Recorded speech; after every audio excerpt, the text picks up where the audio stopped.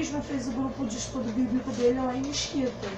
Então, tudo uma questão de prioridade mesmo. Ele não pode vir aqui, mas ele deu início a um trabalho para que ele pudesse também participar da obra, né? É um desafio, é um desafio. Amém. Vai com Deus, tá? Vamos lá então, caminhando um pouquinho. Aí, quando Jesus falou sobre trabalho, os caras retrucaram, né? Olha o verso 28. Falaram, é para trabalhar? Então me diz aí. O que eles falaram no verso 28? Que faremos então para realizar esse trabalho, né? É para trabalhar, né? Está dizendo que a gente não está trabalhando no trabalho certo, não é isso? Jesus não estão no trabalho certo. Então qual é o trabalho? E aí Jesus responde com dureza até. Verso 32 diz: em verdade vos digo, não foi Moisés quem vos deu o pão do céu. O verdadeiro pão do céu é meu Pai quem vos dá. Porque o pão de Deus é o que desce do céu e dá a vida ao mundo. Então lhe disseram: Senhor, dá-nos sempre desse pão. Declarou-lhes, pois Jesus: eu sou o pão da vida. O que vem a mim jamais terá fome. O que crê em mim jamais terá sede. Porém, eu já vos disse que, embora me tenhas visto, não credes. Todo aquele que o Pai me dá, esse virá a mim. E o que vem a mim, de modo algum lançarei fora. Porque eu desci do céu não para fazer minha própria vontade, e sim a vontade daquele que me enviou. E a vontade daquele que me enviou é esta: que nenhum eu perca de todos os que me deu. Pelo contrário, eu te ressuscitarei no último dia. De fato, a vontade do meu Pai é que todo homem que vir o Filho e nele crer tenha a vida eterna, e eu ressuscitarei no último dia. Eu estou procurando aqui o verso onde diz a obra. Deixa eu ver se eu acho aqui. Que a obra de Deus é crer nele. Se você achar, é o 29? Eu passei, né? Perdão, tá bom, desculpa. A obra de Deus, respondeu Jesus no verso 29, é que creais naquele que por ele foi enviado. Eu posso entender, então, existe algo aqui a ser feito. A obra é crer em Jesus. Peraí. Se crer é considerado uma obra, e não é uma obra justificatória, ou seja, não é uma obra que me atribui mérito, eu posso crer que essa obra que Deus coloca para eu fazer, ela deve ser a mais difícil. Crer no Filho de Deus é a coisa mais pesada, é o trabalho mais árduo que eu posso imaginar ter. Crer e permanecer crendo. Crer e permanecer escolhendo como quem crê. Andar como quem crê. Porque aqui crer pode parecer uma ação isolada. Levante a mão quem crê. Todo mundo levanta a mão, eu creio. Não, esse crer aqui parece estar ligado a uma continuidade. Eu devia ter olhado isso no grego, se é um termo que trabalha o presente contínuo da ação ou não. Mas a ideia que me parece aqui mesmo, a puro e simples modo, é o seguinte: crer. Quem crê escolhe como quem crê, anda como quem crê, veste como quem crê, fala como quem crê, ouve como quem crê, doa como quem crê, divide o tempo como quem crê. Crê. E eles não entendiam isso, porque a mente do judeu sempre esteve ligada à obra.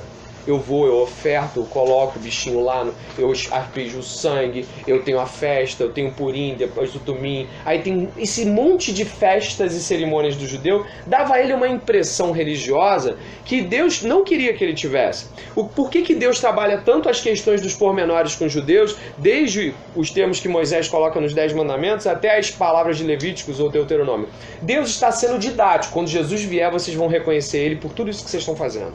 O bichinho que morre no lugar dos outros, o bode expiatório que é enviado para o deserto, sabe? Eu acho que eles não entenderam o fator didático das cerimônias. E eles acabaram se apegando na cerimônia como ato de fé e não como ato didático de fé. Ao invés deles entenderem a Cristo pelas cerimônias, eles pegaram a cerimônia e transformaram-na em Deus. E quando Jesus veio, eles não tinham uma plenitude de entendimento. Eles sabiam quem era o Messias, mas não conseguiam ver, porque a sua religião já era o suficiente para eles. E é até hoje, né? Até hoje eles ainda esperam um Messias que já veio. É a pior tristeza que deve ser esperar um cara que já veio. Aí nós temos do lado direito, essa folha, elas são duas, elas ficaram assim, aí eu botei uma do lado da outra assim. Então você vai encontrar do lado direito a continuidade, e não embaixo. Embaixo vai ser essa parte B. A ignorância do homem natural Cristo honra a fé. Os ouvintes de Cristo têm maior privilégio do que os de Moisés, que é do 28 até o 34. Eu vou pegar aqui o 35. Eu sou, complete aí. Eu sou o pão da vida. O que vem a mim jamais terá fome. E o que crê em mim jamais terá sede. Vamos olhar pela ótica do que Cristo pensa acerca dessa frase.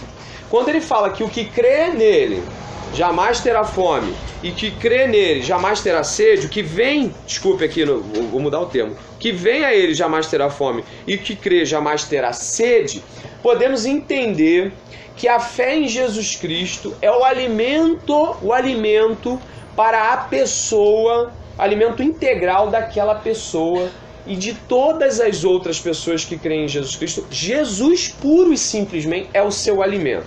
Vamos tentar agora pensar filosoficamente, mas um pouco mais apontando. Jesus é o que precisamos. Tá, vamos lá. Onde é que a gente tange isso? Eu passo um dia, eu acordo cedo.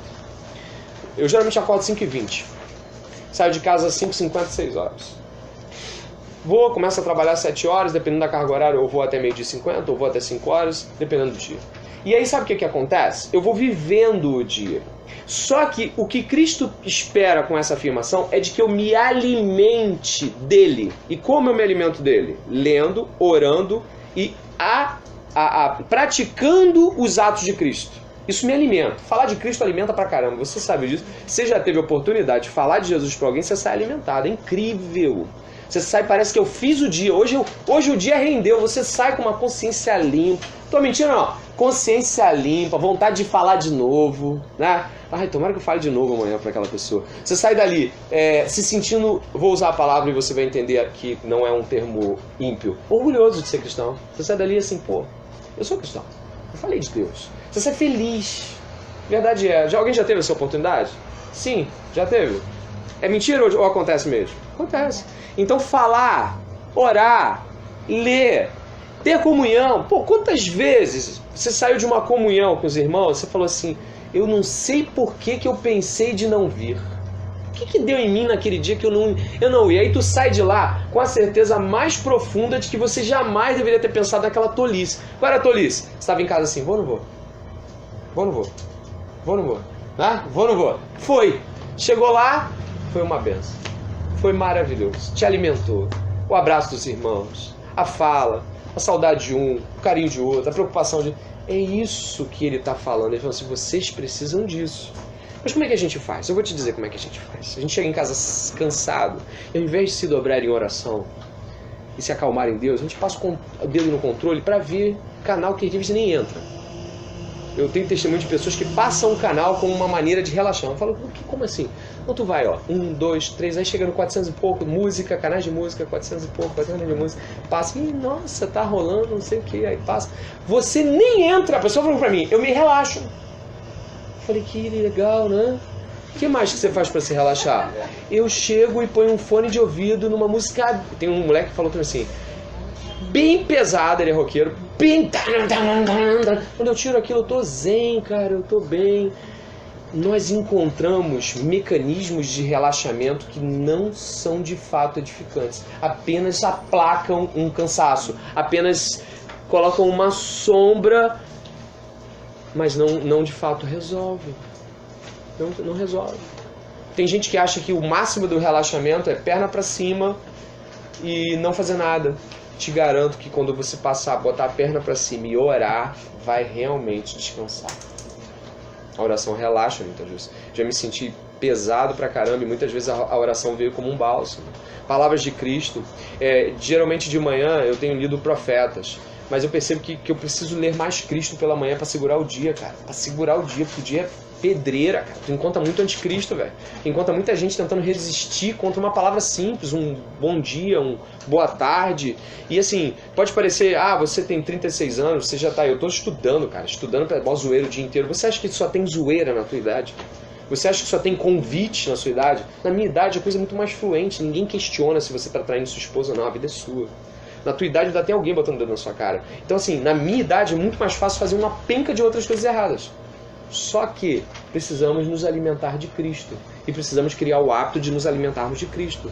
Nós precisamos criar o hábito de chegar até Cristo e meditar em Cristo e se alimentar da palavra e comer Bíblia. Em detrimento, fazemos o contrário. O que nós fazemos? Relaxamos com a TV, relaxamos com música, relaxamos conversando com as pessoas no WhatsApp, relaxamos com tudo, menos com aquilo que de fato seria o alimento para aquele dia. Eu peço em nome de Jesus aqui, irmãos, que a gente possa ter um entendimento de que só Cristo nos alimentará. E mais nenhum tipo de pessoa, nenhum tipo de entretenimento, nenhum tipo de relaxamento vai nos fazer estar mais inclinados a ser alguém melhor do que éramos ontem. Só Cristo. Ele é o único alimento. Mais à frente diz o seguinte, vamos lá. Eu vou ler aqui aquilo que essa folha mesmo está trazendo sobre isso. Esses versículos iniciam com umas passagens mais notáveis dos evangelhos. Talvez nenhum outro discurso do Senhor Jesus tenha ocasionado mais controvérsias ou sido mais incompreendido do que este, encontrado em João 6. Primeiramente, notamos a ignorância espiritual e a incredulidade do homem. Por 2 vezes nós a vemos sendo mostradas e exemplificadas. Quando o Senhor Jesus exorta os seus ouvintes a trabalharem pela comida que subsiste para a vida eterna, nós falamos sobre isso, eles pensaram imediatamente nas obras que deveriam fazer a bondade pessoal que precisariam demonstrar. O que faremos para realizar as obras de Deus? Em segundo, notamos a sublime honra que Cristo atribui à fé nele mesmo. Os judeus lhe perguntaram, o que faremos para realizar as obras de Deus? Ele respondeu, a obra de Deus é essa, que creais naquele que por ele foi enviado. Esta é, na verdade, uma expressão notável. Há 2 coisas que se contrastam fortemente no Novo Testamento, a fé e as obras. Não por obras, mas por fé. É um conceito familiar. E todos os que leem a Bíblia a têm com cuidado. Todavia, o Supremo Cabeça da Igreja declara que crer nele é a maior e mais elevada de todas as obras. É a obra de Deus. Mais à frente, diz assim, o Cristo, o pão da vida. Nestes versículos, 3 dos mais significativos pronunciamentos, aí sim você vai para a parte de baixo, do Senhor Jesus Cristo se encontram lado a lado, como pérolas em um colar. Achei bonita essa fala do J.C. Ryle, como pérolas em um colar. Cada um deles deveria ser muito precioso para o verdadeiro cristão. Colocados juntos, constituem uma mina de preciosas verdades, na qual todo o que busca por elas não o fará em vão. Encontramos inicialmente o que Cristo asseverou a respeito de si. Leia em voz alta, por favor. Eu sou o pão da vida. O que vem a mim jamais terá fome, e o que crê em mim jamais terá sede. O Senhor Jesus está nos dizendo que Ele mesmo é o alimento designado para o homem. Olha que frase linda essa do J.C. Ryle. Ele é o alimento designado para o homem. Ele é o que alimenta o homem. Ah, mas e a comida? Isso aí é o nosso corpo, que precisa do pão, precisa da água. O que ele está dizendo é que o que de fato alimenta o seu ser é ele. É ele que de fato pode tornar você saciado. Já esteve assim no final de pregação? Eu já. Terminado uma palestra, uma pregação sobre Cristo, eu senti-me saciado. Eu senti que o meu corpo estava em alinhamento. Parece que eu estava equilibrado após aquilo. Por mais que muitas pregações nos contristem, parece que incrivelmente quando somos contristados por uma palavra, há uma esperança no fundo dela. Parece que somos inquiridos a melhorar, mas ao mesmo tempo há uma chance. Quando uma pregação bem colocada, com as palavras de Cristo, ela nos coloca a verdade de Jesus, nós nos sentimos pequenos, mas amados. Nós nos sentimos humilhados, mas ao mesmo tempo agraciados. É estranho. Eu já ouvi muitas palestras, já fui a seminários, na faculdade a gente ouvia para ganhar lá certificado, para ouvir, a gente ouvia muita coisa. Mas no final, você não saía amado, você não saía de lá abraçado, você não saía de lá com sentido existencial, você saía de lá com conteúdo. Quando tem o Espírito, que Jesus deixa bem claro que é o Espírito que traz essa vida a nós, é o que Deus está falando, você precisa de Jesus. Se não se alimentar dele, vai ficar fraco. Vai morrer. Mais à frente, um pouquinho mais, eu vou no verso 41. Murmuravam, pois, dele os judeus que disseram, eu sou o pão que desceu do céu, e diziam, não é este José, o Jesus, o filho de José? Acaso não lhe conhecemos o pai e a mãe? Como, pois, agora diz, desci do céu? Respondeu-lhes Jesus, não murmureis entre vós, ninguém pode vir a mim se o meu Pai que me enviou não o trouxer, e eu ressuscitarei no último dia. Está escrito nos profetas, e serão todos ensinados por Deus. Portanto, todo aquele que da parte do Pai tem ouvido e aprendido, esse vem a mim. Não que alguém tenha visto o Pai, salvo aquele que vem de Deus, e este o tem visto. Em verdade vos digo, quem crê em mim tem a vida eterna. Eu sou o pão da vida. Vossos pais comeram o maná do deserto e morreram. Este é o pão que desce do céu, para que todo o que dele comer não pereça. Eu sou o pão vivo que desceu do céu. Se alguém dele comer, viverá eternamente. E o pão que eu darei pela vida do mundo é a minha carne. Olha que coisa interessante. Quando esses homens estavam recebendo pão com pão de fermento, pão de trigo, pão que eu como, você come. Quando eles receberam pão, que é o que todo mundo come pão. O crente come pão, o ímpio come pão. Eles não reclamaram. Mas quando Jesus foi mais profundamente falar sobre algo, houve um questionamento. E Jesus falou, eu sou o pão da vida. Seus pais comeram o pão do maná, mas morreram. Onde eu entro com essa aplicação pessoal para nós aqui? Irmãos, não adianta querer tentar explicar certas coisas para quem só come o pão do deserto. Por exemplo, quantas vezes alguém chega para mim e fala assim, mas André, a minha família marcou churrasco no domingo, vai vir todos os tios, todos os parentes. Eu sempre digo assim, ó, seja flexível, mas não tente fazê-los entender o que eles jamais entenderam ou entenderão. Que você precisa estar no domingo com os irmãos. Deixa eu perguntar uma coisa. Os 10 mandamentos caíram ou ainda estão de pé pra gente? Sim ou não? Quando nós celebramos o sábado? Fala alto. No domingo. E por que então a gente arruma de ir pra praia? Por que a gente arruma de pegar o domingo e fazer festa?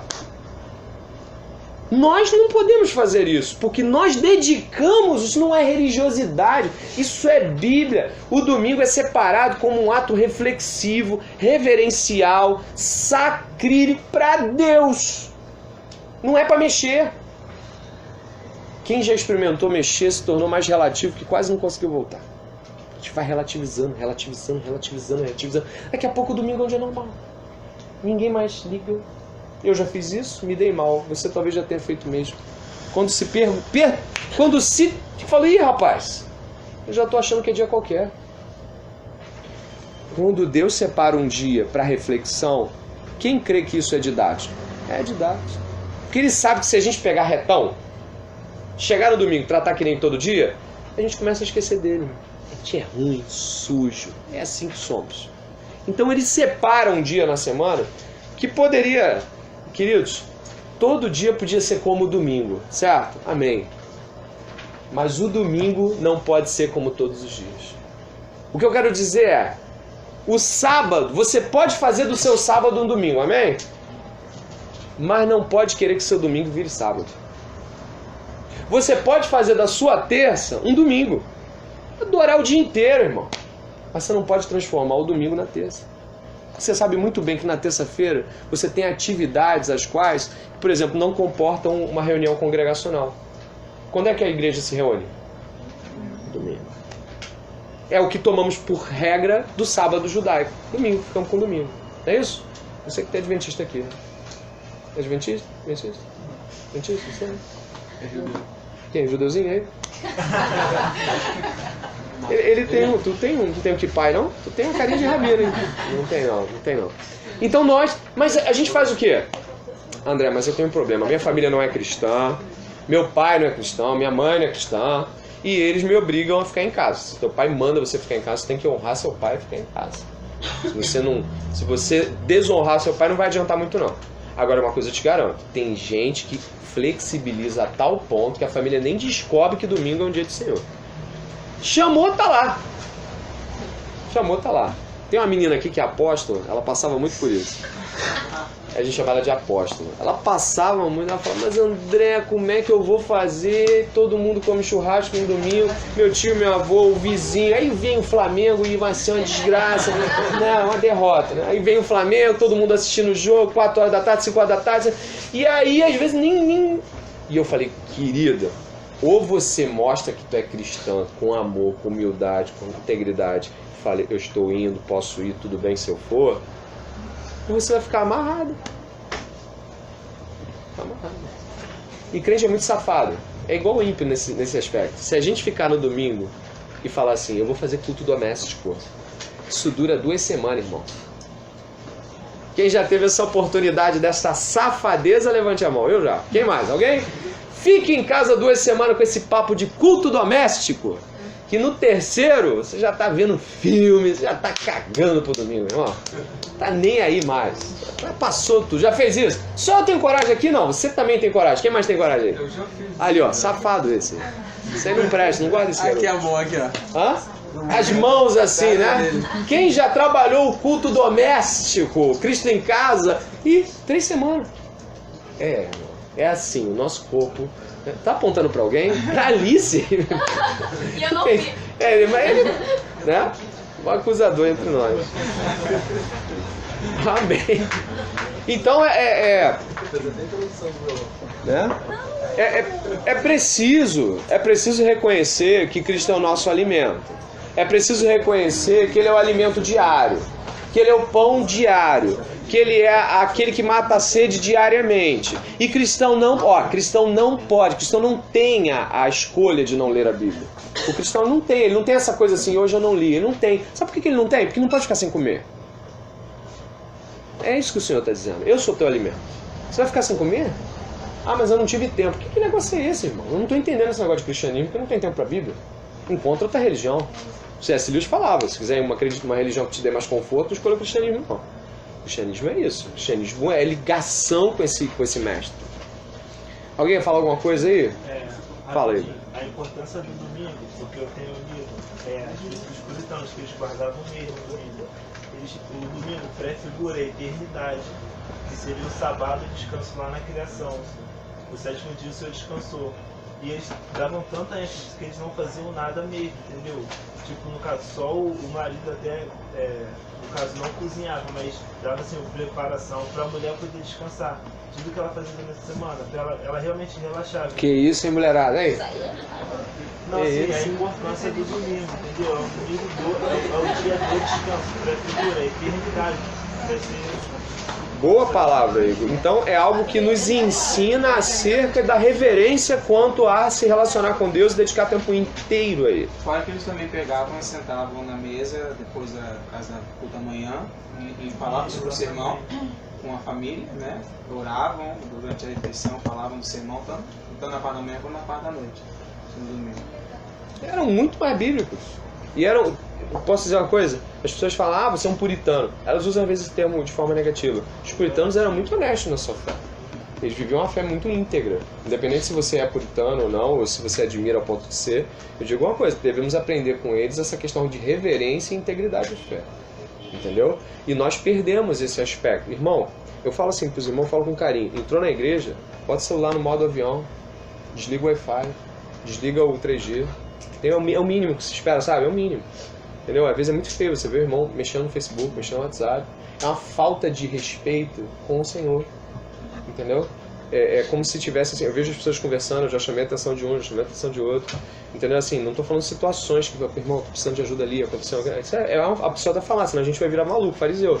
Mas é assim, é gente rindo durante a canção, na canção tá rindo do cara que tá cantando, tá rindo da música, tá rindo de uma coisa que lembrou. Eu não consigo. Às vezes, eu tenho evitado, minha esposa é melhor nisso. Daniele faz uns negócios que eu queria fazer. Ela já fez com você já, né? É fácil pra ela, pra mim não é, gente. Eu não consigo fazer como Daniele. Ela chega e faz assim. Sério? E ninguém fica assim, não vou falar com ela é chata. Se eu fizer isso, eu acho que eu sou grosso. Não é isso, mas eu vou fazer. Fizeram isso já? Ela fez contigo? Gente, eu olhei para umas crianças, eu tava no culto de 2 semanas atrás, eu tava orando porque eu ia pregar de manhã, eu tava, Senhor, me ajuda. E mexendo, cortando frutinha no celular. Aí foi subindo um negócio assim, ó. Aí eu falei assim, Pior, cara. Nem olhei pra ver se tinha pai dele na frente, nem mãe. Tinha um bolinho, assim, era um formigueiro, assim. Tudo ajoelhado, jogando no chão e... Falei, respeito aqui na igreja. Sabe quando voz de adulto não pode ser compreendido no final da frase? Tipo, respeito. E cara, a Olivia tava do meu lado e a Olivia... Eu tenho que ter cuidado pra não virar fariseu. Aí ela... Tipo assim, ela se incomodando com 5 anos e os pais assim do lado. Você é só fechar a sobrancelha que eu começo na hora. Angry Bird, né, cara? Pô, Faz o Angry Bird. Beija olha assim. Bad Boy. Pô, cara, é um absurdo. É falta de respeito. É típico de quem não tem reverência e respeito por Deus. Precisamos ser exemplos nisso na igreja. Precisamos. Gente, eu não sei, deve ter um negócio na hora do ofertório para ir no banheiro, deve ter uma placa assim, junto com a salva, vai mijar. Vai mijar, é hora do mijo. É o Lucas que bota lá no telão, É liberado. o Lucas, liberado.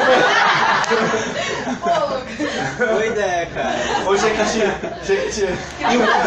Cara, o meu problema, minha esposa tem memória boa, o meu problema é que passo o culto, eu esqueço quem ficou conversando e quem foi mijar. Eu falo comigo mesmo durante o culto, eu vou chamar atenção, eu vou chamar pro canto, aí passo o culto, eu esqueço. É a idade. Mas se você apontar pra alguém aqui agora e souber quem é, eu aceito. Não, lá de cima eu vejo tudo. Que isso é Deus? É o Senhor?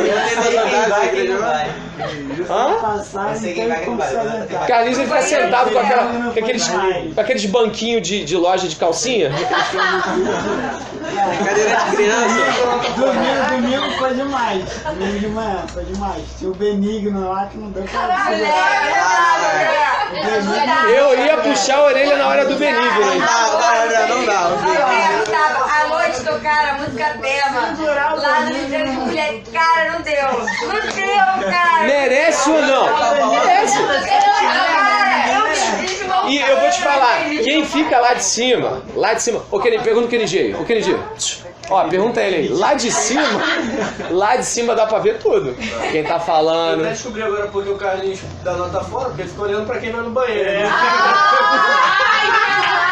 Eu imagino, a gente pensa o quê? Que o cara tá falando com um colega do lado, com Mi bemol, e o cara tá lá na mijão. Agora tudo se explica, Carlinhos. Tudo se explica, né? Carlinhos, cuida da sua vida, cara. Pô. Vamos lá, eu não sei nem o que dizer.